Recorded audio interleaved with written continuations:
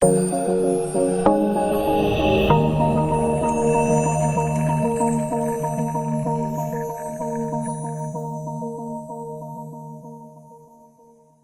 selamat pagi, salam sejahtera untuk kita semua. Kita akan melanjutkan pembahasan materi rekayasa web pertemuan keempat, yaitu tentang post. Post ini merupakan inti dari website. Karena apa? Yang disebut konten website adalah ya post ini, atau tulisan kita. Nah, kemudian kita akan membahas status post, kategori, teks atau label, juga komentar. Nah, kurang lebih sama dengan ini. Jadi bahas post atau posting, nanti ada terdiri dari jendela posting, tempat kita mengetiknya, yang bisa menggunakan blok atau HTML. Kemudian kita bisa menambah post atau mengubah post, juga menghapus post. Nah, status postingan sendiri ada draft, publish, pending review, dan scheduled. Kemudian ada kategori dari posting, ada teks atau label, juga komentar. Nah, ini fokus kita di pembahasan kali ini. Untuk menulis post, kita masuk ke dashboard, kemudian klik post, tambah baru. Nah, hal ini akan membuat postingan baru.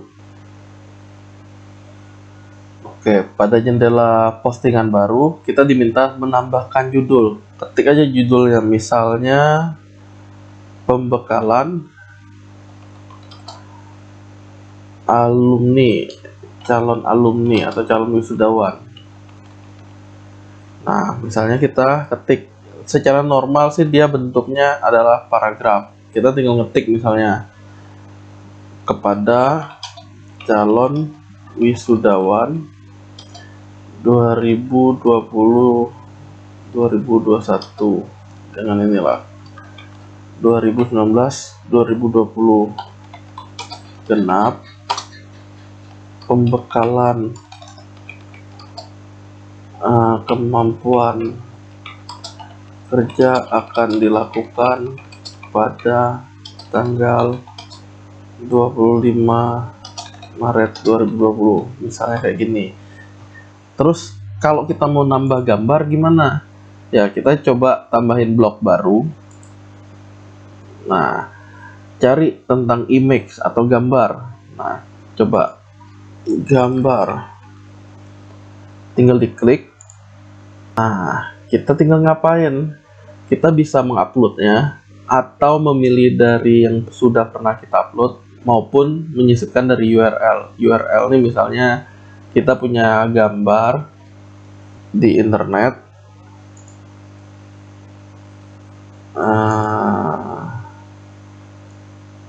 saya cari cantik aja lah. Nah, dia inilah. Jadi saya gimana caranya kalau mau ngambil gambar ini? Berarti saya akan copy, copy MAC address. Kemudian saya akan sisipkan dari URL. Tinggal di paste, kemudian enter. Nah, tunggu, dapat gambarnya.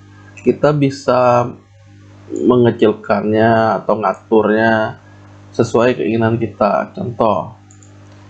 Contoh pembekalan suara merdu, misalnya seperti itu. Misalkan saja saya udah selesai nih kontennya, saya klik terbitkan lagi. Jadi ini kegiatan untuk menghasilkan postingan atau tulisan baru. Nah, kalau sudah, kita coba lihat di tampilkan post, open link in new tab, klik kanan, open link in new tab, tunggu hasilnya. Ini bisa kita close. Nah, pembekalan calon wisudawan kepada calon, ada isinya, contoh pembekalan suara merdu. Jadi pengunjung tentunya akan melihat web kita, ya sebenarnya kontennya ini berupa post kita. Nah, ini untuk gambar. Misalkan kita udah selesai nih, kita keluar, ngeklik logo ini. Apa yang terjadi ya? Nah, kita kalau mau ngedit, berarti post semua post, bukan tambah baru. Post semua post, kita tinggal sunting yang sudah ada. Oke, saya akan nyoba nyari yang YouTube. YouTube. Nah, misalkan ibu guru cantik ini.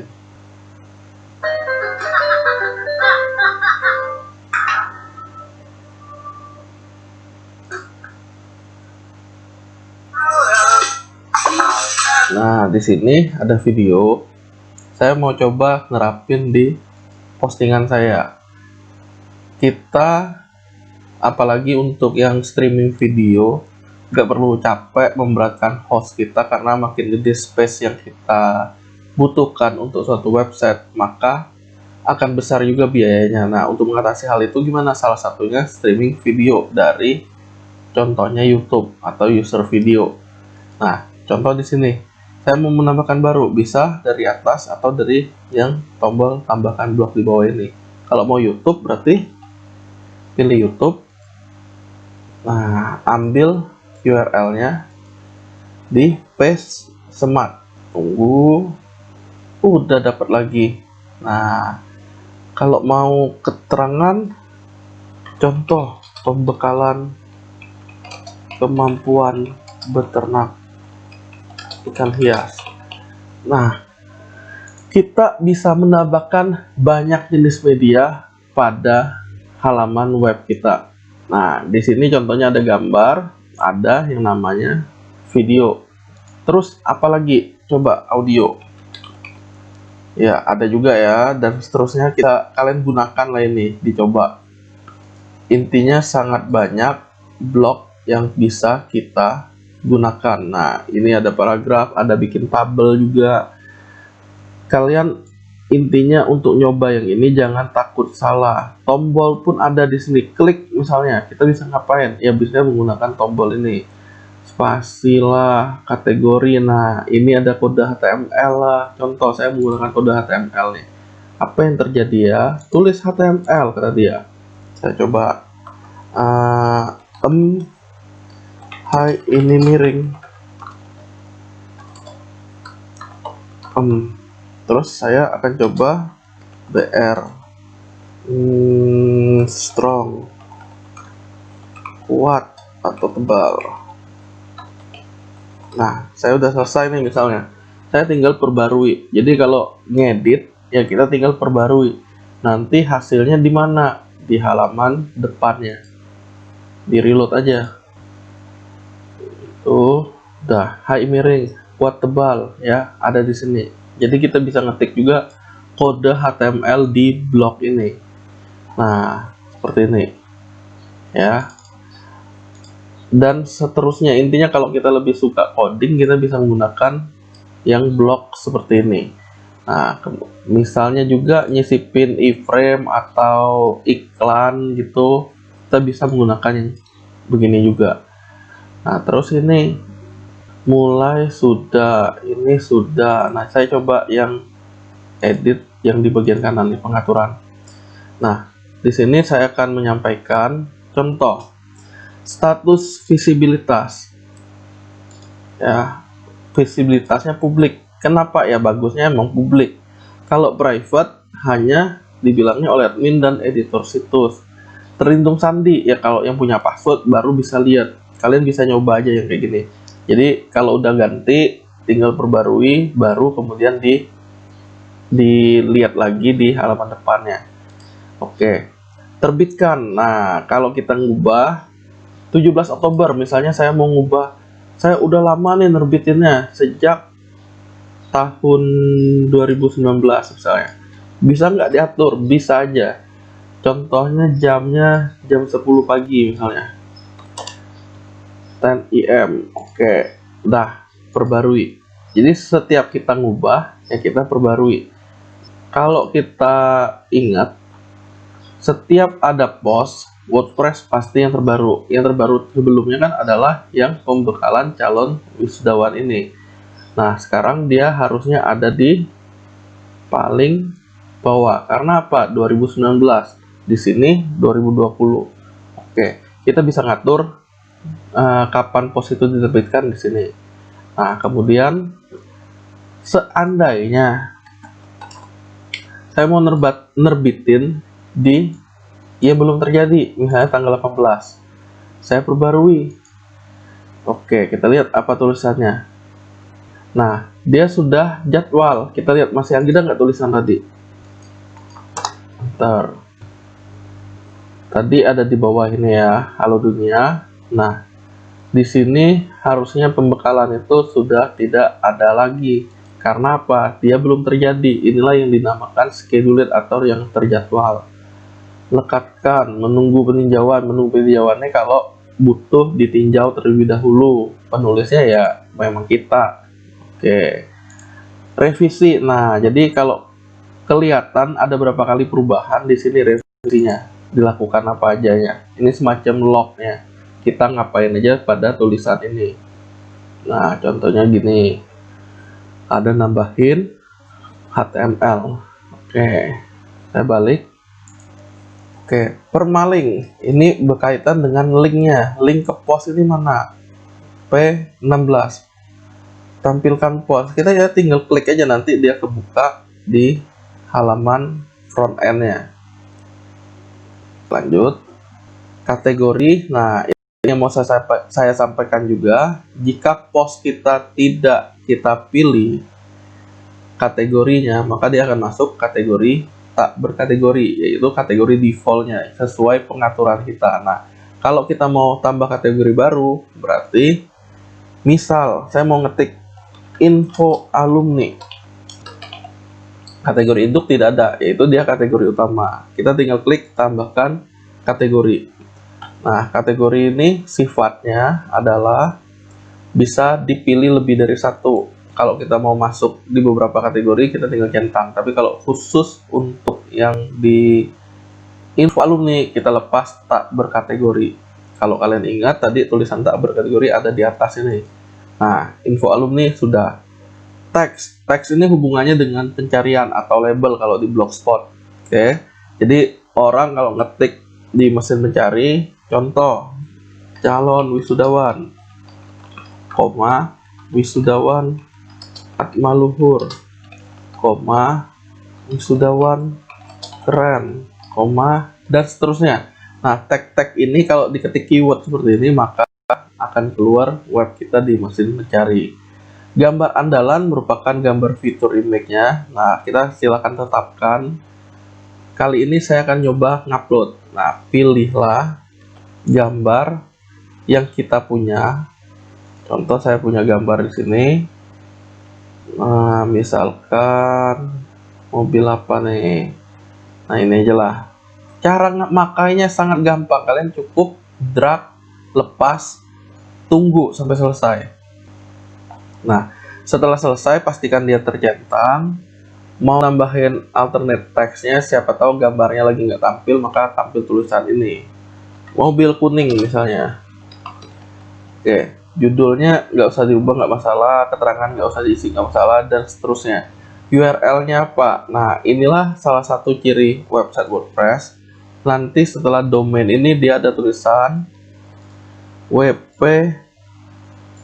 konten nih di sini. Ya, WP konten, upload, nama filenya dan segala macam. Nah, tetapkan apa yang terjadi kalau sudah seperti ini. Nanti kita lihat. Kita coba klik publish-nya yang sekarang aja biar langsung kelihatan. 16 terbitkan. Kita lihat lagi, enter, ini saya close. Ya, kategorinya sudah info alumni, judul tetap, gambarnya langsung keluar gede gitu, gambar tajuk utamanya, kemudian kontennya. Oke, yang lainnya dibikin rata kiri, yang ini HTML, salah, yang lainnya dibikin rata tengah di sini, tengah-tengah web, sedangkan HTML yang kita ketik tadi di rata kiri. Oke, saya coba back di halaman utamanya. Nah, gambar utama pun akan langsung muncul di halaman utama. Oke, seperti ini ya. Nah, saya balik ke post. Misalkan pembekalan calon wisudawan akan dilakukan segini. Saya akan coba nih nyari tambahkan blog. Read more, ada nggak di sini? Oke, di sini kalau kita mau nambahin read more, pilih selengkapnya. Jadi saya coba nambahin blog selengkapnya. Nah, apa yang terjadi? ada tulisan selanjutnya. Saya coba perbarui. Lihat ya apa yang terjadi. Kalau kita akses ulang halaman sebelumnya kan kayak gini nih. Kita akses, tek. Oke, lanjutkan membaca. Nah, inilah yang saya bilang read more tadi. Kalau read more-nya nggak ketemu, ya kita coba lanjutkan membaca. Dia tulisannya karena bahasa Indonesia ya selengkapnya. Selengkapnya ini ya read more. Oke, kita lanjut. Editing ini sudah, berarti kita coba pengaturan lanjut karena dokumen revisinya sudah tampil berapa kali. Nah, gambar andalan kalau mau lebih kecil gambar yang keluar berarti kita tinggal kecilin. Kutipan boleh diisi boleh enggak, tulisan ringkasnya apa, diskusi. Nah, ini nih, kalau mau ada pengunjung web yang bisa komen, maka kita mengizinkan komentar.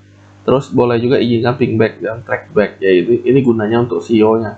Komentar ini kalau kita nggak setujui orang mengirimkan komentar, maka kita lepas centangnya. Di sini kan ada mana tadi, lanjutkan membaca. Nah, tak ada komentar. Terus kolom paling bawah harusnya ada tinggalkan balasan. Nah, ini kalau kita mau matiin di sini tadi izinkan komentar, perbarui. Intinya setiap ada perubahan kita perbaharui. Tes apakah benar, hilang. Oke, berarti nggak boleh dikomentarin.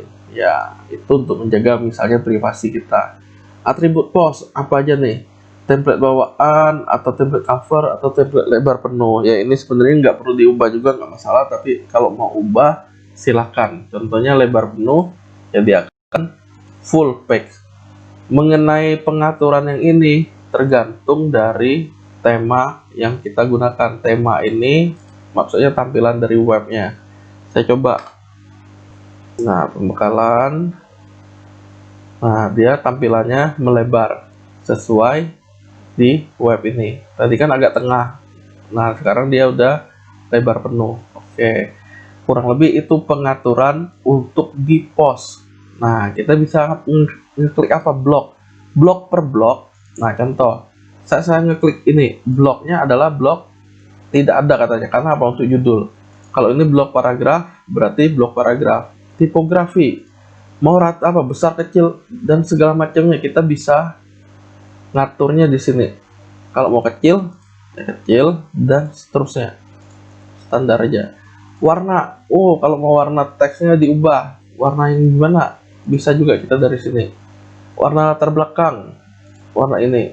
Dan seterusnya. Huruf awal lebih besar. Nah, bisa diatur dari sini. Tingkat lanjut. Ancor HTML. Misalnya mau nambahin bookmarknya dan segala macamnya, ya kalian tinggal tambah. Kalau mau nambah CSS juga boleh. Perbarui, kita lihat hasil. Oke. Ulang.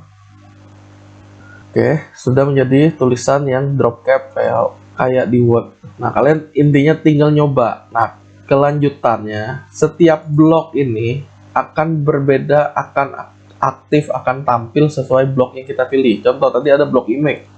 Berarti saya pilih image, gambar. Nah, mau melengkung misalnya, ya bisa kita ubah. Intinya menggunakan CMS ini tinggal kita klik, nggak perlu coding yang susah-susah.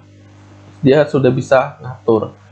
Teks alternate yang mau diisi silakan. Dimensi gambar mau diubah silakan. Atribut judul dan segala macamnya mau diubah silakan. Nah, tentang YouTube bisa diatur apa? Ubah ukurannya nggak masalah. Emang harus menyesuaikan kan, responsif. Terus ada yang HTML khusus ya nggak ada. Kalian tinggal ngeditnya di sini. Ya, perbarui. Nah, kalau gambar ini tadi kotak. Sekarang kalau kita reload, nah dia udah melengkung. Oke, kelanjutannya ini mode sunting WordPress. Jadi kita ulang, nanti dia ada revisinya dari si WordPress ini. Kalau kita mau ngapus gimana? Ya kalau mau ngapus, klik tong sampah. Nah, apa yang kita buang, dia nggak langsung terbuang benar-benar atau terhapus benar-benar. Dari tong sampah ini mesti kita bener hapus permanen, baru dia hilang. Nah, coba autor penulis. tadi di halaman utamanya ada coba autor penulis, harusnya sekarang sudah tidak ada lagi karena sudah dihapus.